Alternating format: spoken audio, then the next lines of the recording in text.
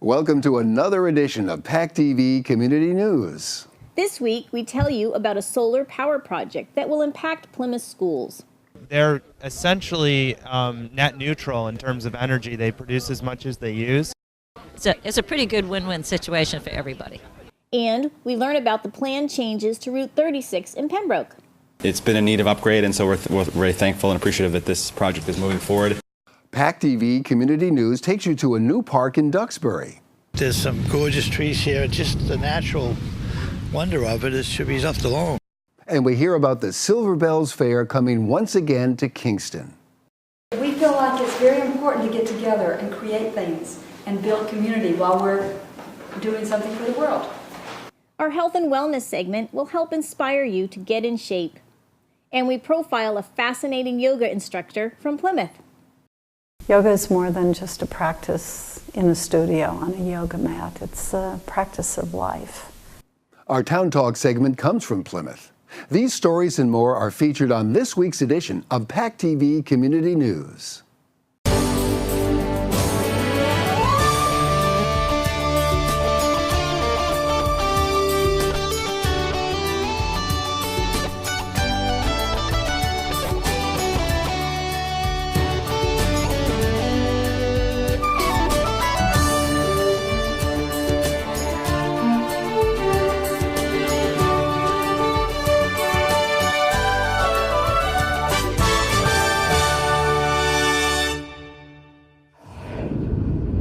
A public meeting was held in Pembroke last month to discuss proposed changes to Route 36 in the town.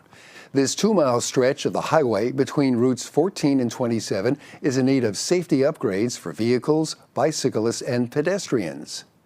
The $3.8 million project will be built using mostly federal funds. PACTV Community News shows you more. The Route 36 corridor project is a Pembroke sponsored project in which Pembroke has approached the state and federal levels to improve the roadway on Route 36, much like we're currently going to improve the roadways on Route 14. And we approached the federal government and the state, and the funding comes from the federal government, 80%, 20% from the state level. And we're responsible for the design, and we are actually the initiators of wanting to make the improvements. The total estimated cost of the project is approximately $3.8 million. This does not include any right-of-way acquisition costs. The design is expected to be completed in the fall of 2014. And construction is expected to be completed within 2 construction seasons. Your town accepted certain responsibilities. One of those responsibilities is to acquire all the necessary rights in private and public lands for the design, construction, and implementation of the project. We have a 50-foot right-of-way, so that's 50 feet from the roadway property line to roadway property line. Within that 50 feet, we'd like to reallocate that space. And what it will include is it will include 2 11-foot travel lanes, 2 5-foot shoulders, and then a 6-foot sidewalk. Now on the side with the sidewalk, we'll have vertical granite curving. We want to define the pedestrian space from the vehicular space. On the opposite side of the street, which would be the west side of the street, we'll have a low-profile Cape Cod berm. Since the days of James Michael Curley when he first made Route 36 a state road, and we know all the legend behind that, it's been in need of upgrade, and so we're very thankful and appreciative that this project is moving forward. I understand there's some abutters here, and I want obviously respect their concerns, but I just want to offer my support and partnership if we can be of any assistance at the state level in making this a reality. So thank you for your time. Thanks. Access into and out of the town of Pembroke is important for not only the residents but for business, and projects like this and other projects that are on the books now, Route 14 for instance, will help the access into our town and make it a better community. So I urge this board to take positive action on this project. This is extremely important to this town and I agree with Dan for what he said, and we're very much in support of it. So thank you for coming tonight. My driveway goes up like this. The road comes up, the top of my driveway comes up. The engineer was down there and he looked at it when they were doing this about before last summer. And he saw where it peaks. And I said, you know, when the pump truck comes in and there's traffic coming, this guy just wheel spins. He got to back down the driveway, check for traffic, and then get a running start so he can get over that peak to get out of there. As I showed them the pictures, that when I first came there, it was flat. They did the road, went up, did the road again, and went up again, and I just did it again because of the asphalt they just put down. So what it does, it goes up to a peak and then slants down over the road, which they made to drain off over towards the Swami Road area. So now it leaves me with a sharp point in the top of the driveway. So anytime I have a dual axle truck come in, they try to get out, they're like spinning wheels. The Plymouth Public School District is now online at a Plimpton solar power field. This 5.7 megawatt installation is part of the school's district goal to achieve 100% solar independence. In 2013, the school district spent $1.6 million on electricity. This new solar connection is projected to save up to $400,000 per year. The project was funded by Borrego Solar, covering installation and ongoing maintenance costs, with the school district agreeing to purchase the energy produced by the facility. PACTV Community News attended the ribbon-cutting ceremony. Everybody ready with cameras? 1, 2, 3.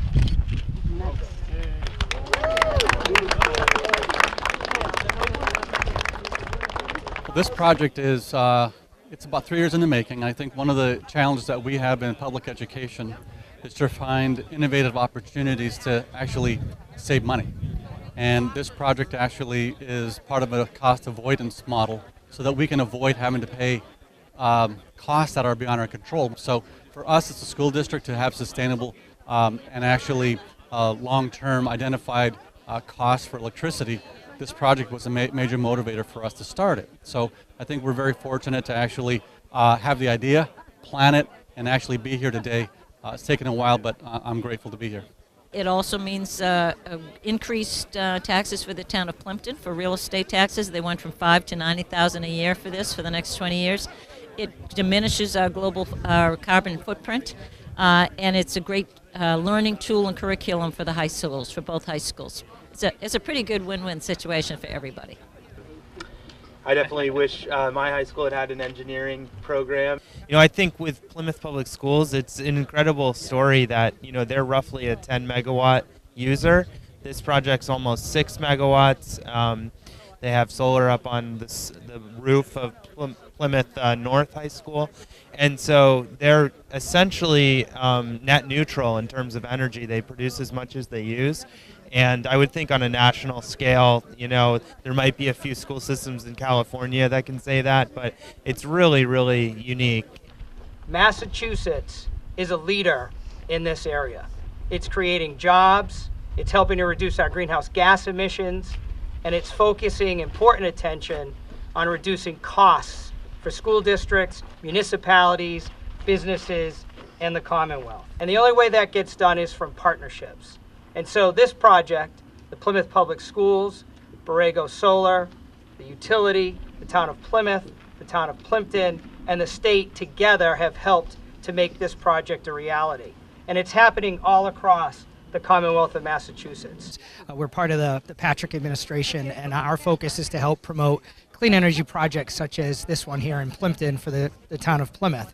We provide incentives and policies to help create the environment to make projects like this work. We also work with cities and towns to help support them as they try to pursue their clean energy goals. So this project is a great representation of a partnership between folks at the local level, in this case Plymouth Public Schools, and the town of Plimpton for certainly hosting this development. The developers, Borrego Solar, Northeast Utilities, the utility company that helped interconnect the project. And then at the state level, the incentives that we provide to help create these projects. So it's a great representation of everybody working together to ultimately help clean up our environment, reduce costs, and create jobs. Bexbury's Open Space Committee hosted the dedication of a new park in the town. Blair Haven Park off Howlands Lane is a public park with much to offer residents and visitors. PACTV Community News attended the opening ceremony, learned more about the new park, and met several unusual animals who greeted those in attendance. They look so weird. This is Shasta. These goats are here for brush control. So they're eating all the poison ivy, they eat the brambles, and they'll eat every leaf from about 4 inches above the ground to about 6 feet above the ground, everything they can reach. We have about 5 herds, and they go around the South Shore, and they have been at residences, at golf courses. This is their first public park, but they've also been at abandoned properties. The state of Massachusetts will use them for fire control. The town wanted the townsfolk to be able to see the water from the road. So you'll see it's really a super overgrown jungle with lots of brambles and poison ivy. So it's a pretty tough, lousy job for the DPW. So they've hired the goats to be able to clear the brush. They do leave woody stalks behind, and you will see the thicker stems they leave behind. And so the town will come in and they will do the finishing on it with some chainsaws. But it's a much easier job and much safer without the poison ivy. They're very cute. You can see people love them. It's definitely a kind of rent-a-pet aspect as well. I think it's really drawn people to the park. We see a lot of families and the dog walkers. It's very funny, but the dogs are some of the biggest fans of the goats. We say it's television for dogs. There's even a dog that ran away, and they found the dog here watching the goats. Well, they just are awesome. I don't know. They're so nice, and they never bite me or anything, so they just are awesome. We usually do a trail in the fall, fall foliage, walk. We take them through the trails. We have a number of trails in town. But this is a newly acquired property, so we thought we'd have a little come and look and see. And the feature here is the goats. Okay, the goats, goatscaping, where they, eat bittersweet and poison ivy and things like that. And the kids could come and see and play with the goats. So it's worked out pretty well. So we're very pleased. It's a nice day and it's good activity. The controversy here is it was still kind of funny. They're planning on putting a parking lot in here. Now, I don't know if it's going to be up high or no one really knows the exact plans, but they're going to be cutting down trees. They're going to be leveling off the slope, and the guardrail comes with it. And so I think that they're going to ruin it. I think there's some gorgeous trees here. Just the natural wonder of it should be left alone. There's not any problem with parking out here. Maybe in the summertime, if that's the case, they could park up on Crescent Street. They don't really need a big parking lot. Since 1932, members of the First Congregational Parish in Kingston have rallied to make something very special happen during the holiday season, the Silver Bells Fair. It's at the Beale House, located at 222 Main Street in Kingston. This local early holiday tradition continues this season. It's an opportunity for people that are in this church to pull together. It's to make money for the Unitarian Universalist Church in Kingston, and we're having a wonderful time making things for the Silver Bells Fair. Yeah, it's a fundraiser, but more than a fundraiser, it's an opportunity for people in church. For example, the Saturday before that, we do pie baking, and it's so much fun. I mean, I'm peeling apples, and I'm listening to the women, and the women are listening to the men. And it's a good group of people. We're just having so much fun putting together the pies that we wind up selling for the Silver Bells Fair. We're working on American Girl doll clothes, or 18-inch doll clothes. And we've made quite a few dresses and pants and vests, and these are sweaters. This year, the Silver Bells Craft Fair will be held on Saturday, November 16th from 9:30 until 3:30, and Sunday the 17th from noon until 2:30, a week before the Plymouth Thanksgiving Parade.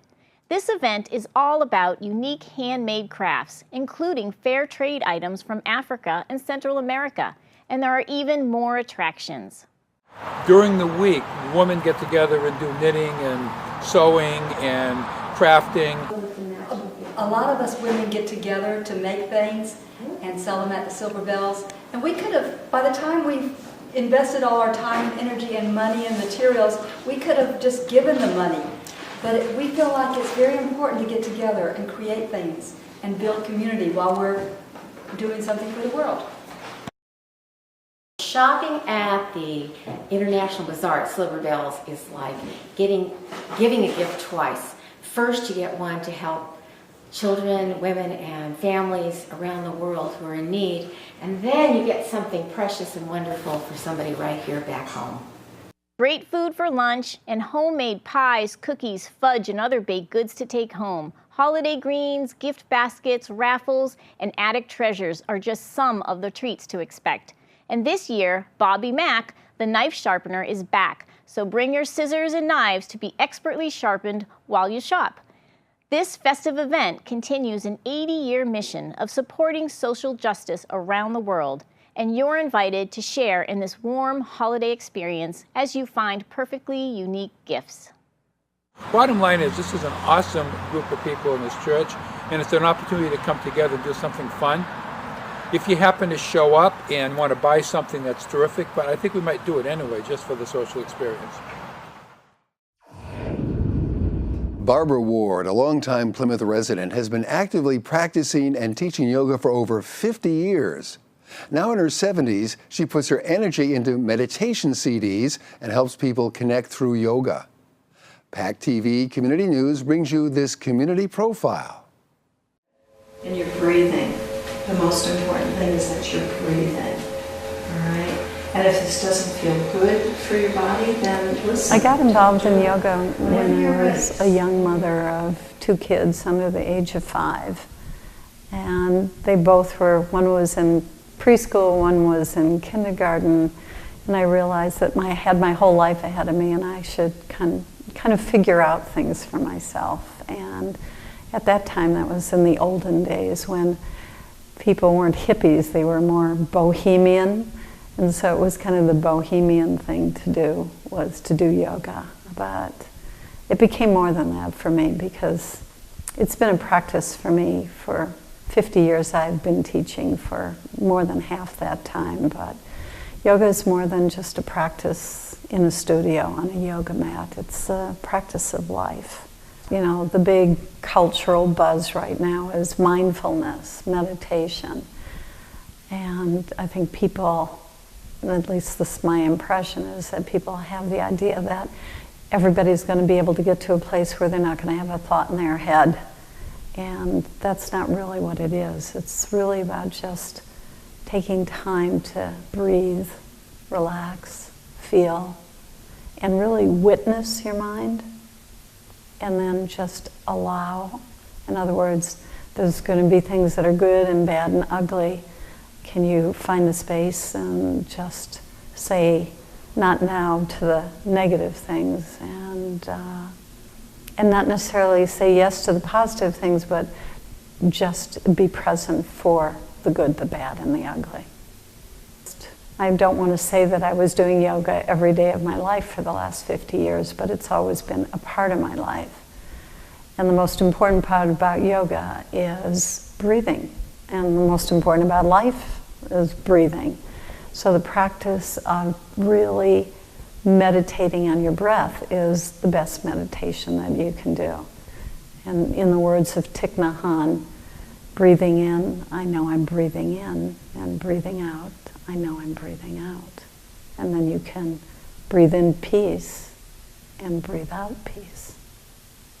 When my former business partner and friend Elaine Sears and I started the Yoga Connection, we picked the name because the connection, yoga helps you make the connection to your mind and your body and your spirit. And then there's the connection of like-minded people who come and do yoga. This is my personal belief system about yoga, is that yoga is a practice like life is a practice. Everything is always changing. You're never an expert at life. You're never an expert at yoga either. Every day is a new day. Our bodies are different. Our thoughts are different. Situations are different. And all the poses really are just metaphorical almost. And the important thing is just being present, stopping. Because to me, yoga is meditation, and meditation is yoga. Peace, peace, peace. Let there be peace in our hearts, peace in our families, and peace in the world. Duxbury's Island Creek Oyster Company and its foundation, a longtime supporter of Haiti and its people, has aided in establishing a fish farming project through the Caribbean Harvest Organization. A locally sustainable tilapia farm, led by acclaimed agronomist Dr. Valentin Abe, assists many local Haitians increase their annual income from $300 a year to nearly $3,000 a year. The Island Creek Oyster Foundation is planning 2 events. On Tuesday, November 12th, you can enjoy a multi-course dinner in Boston showcasing the work of the Island Creek Oyster Foundation. On Wednesday, November 13th at 7 p.m. at Duxbury's Maritime School, the foundation is hosting an informational program with Dr. Abe speaking about the fish farming project in Haiti and its agricultural impact. More information about these 2 events and to purchase tickets, go to islandcreekfoundation.org.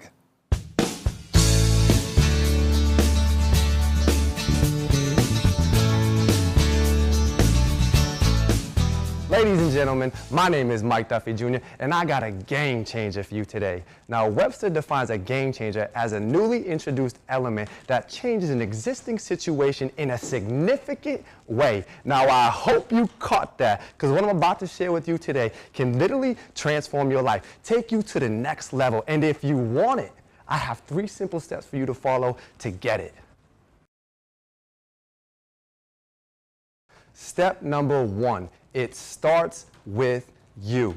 When I turned 23, I looked into the mirror, and the reflection I saw staring back at me felt sorry for himself. He made excuses. He was lazy. He was out of shape. But worst of all, he knew that he wasn't being who he was called to be, and that hurt. And some of you might be feeling that hurt. Some of you might be saying, Mike, that's me. I got this pit in my stomach that just eats at me every single day, because deep down inside, I know that I'm not living up to my full potential.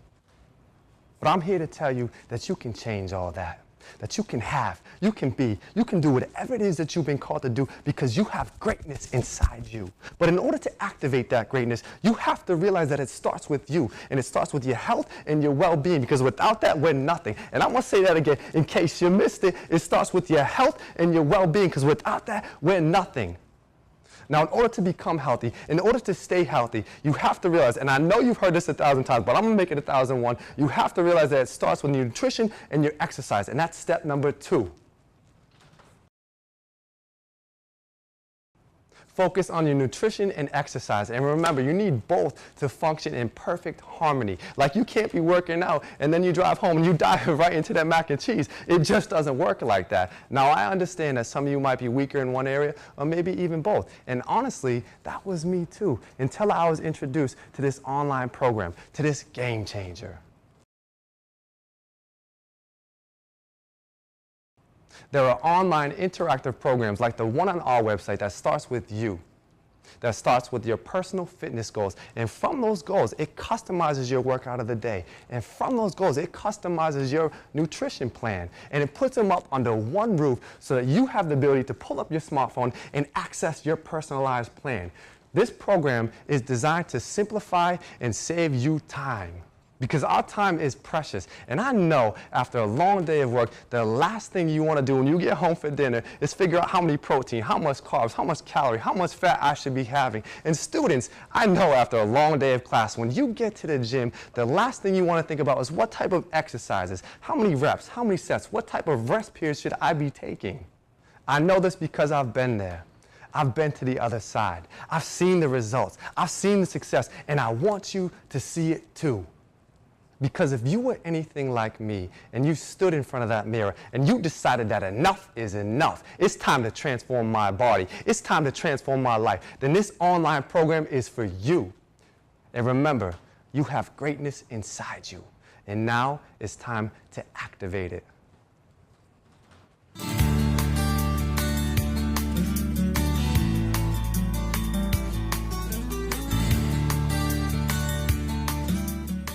Hi, I'm Mike Gallo, the Assistant Town Manager for Plymouth. I've been here almost 6 months now, and I'm coming to you to kind of go over town meeting, highlight some of the things that happened, and just to give you a quick update as to what's going on. So we just wrapped up fall town meeting. It was my first town meeting. It was great to meet all the town meeting members and kind of see how the process fully works. We will be opening the spring town meeting warrant shortly, next week on Tuesday. But for the fall town meeting, we had a lot of good spirited debate, one of which was on Article 4G, which is the security systems for the town buildings. It was a very close vote, but it did get approved, and we'll be looking to implement that in the coming year.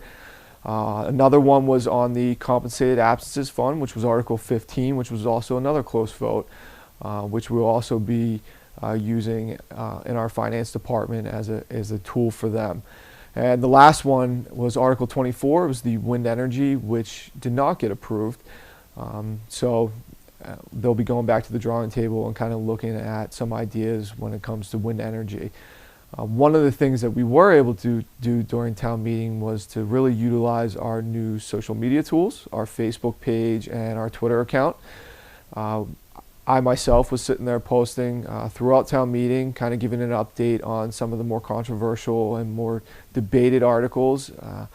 Also kind of took some pictures of town meeting and just kind of was trying to really communicate with those that weren't present. If you haven't gone on and have been able to find our social media accounts, you can go on to Facebook and find Town of Plymouth. Use the search engine and cue in Town of Plymouth. You can also go to Twitter, and we are at Town of Plymouth. I provide a lot of updates with selectmen meetings and kind of things going on, road closures and other things that are happening within the town. So we're really trying to utilize that. If you aren't able to find it within those social media accounts, they are located on our website on the homepage on the left-hand side. If you scroll down, you'll see links for Facebook and Twitter. So we hope to continue using those to really communicate with our residents and constituents. And that wraps up my town meeting update. Thank you. Thanks for watching PACTV Community News. Replay times are listed at pactv.org. Click on the PCN logo to view each complete edition or individual story. See us on YouTube by searching for the PACTV Community News channel. Also like us on Facebook to receive our previews each week with links to all our stories. Thanks for watching. Join us next week for another edition of PACTV Community News.